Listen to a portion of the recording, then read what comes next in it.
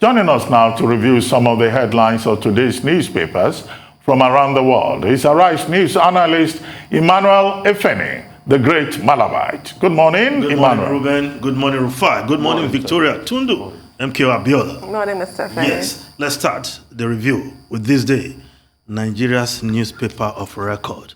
Now, the lead story, CJN, the Chief Justice of Nigeria, moves to save Judiciary, summons justices over conflicting court orders. Says NJC has always warned judicial officers to be circumspect in granting ex parte. NBA threatens to sanction erring senior members. Senior advocates of Nigeria welcome Muhammad's intervention. Yes, in obvious reaction to this day, lead report yesterday, the Chief Justice of Nigeria, Justice Tanko Ibrahim Mohammed, immediately swung into action by summoning 6 chief judges of the State High Court in the country in a bid to halt the apparent decay in the judiciary, often occasioned by indiscriminate granting of court orders and injunctions by some pliable judges who have, by their dishonorable conduct, brought the bench to disrepute. Yes, responding to the lead story of this day yesterday. And of course, the clamor for the judiciary to save itself from this program yesterday, the Chief Justice of Nigeria has swung into action. And we hope that appropriate sanctions will be meted to those who are in the habit of putting justice on sale, if you will. Now, other newspapers are also reporting this story. The leadership newspaper, conflicting ex parte orders, CJN moves to save judiciary, summons 6 chief judges. NJC gets mandate to clean up mess in Rivers, Anambra, Kebbi, Jigawa, Cross River, Imo, to discipline erring judges. Senior advocates of Nigeria commend Chief Justice of Nigeria for acting swiftly. Now, the Daily Sun newspaper also has that story as its lead, but below the photograph in front page of the Daily Sun, sit at home turns bloody in Southeast. 3 killed as residents disobey governor's directives to shun lockdown. Banks, shops shut in Imo, Ebonyi, Anambra, Abia. Now, the Daily Trust newspaper, still the same lead story on CJN moves to end forum shopping as lawyers worry over conflicting judgments. Now, below the photograph of Daily Trust, Borno leaders demand stringent profiling of repentant Boko Haram members. Yes, the New Telegraph newspaper, Nigeria records 93 COVID-19 deaths in 24 hours as nation logs 362 fresh cases same day. Lagos resumed AstraZeneca vaccine administration.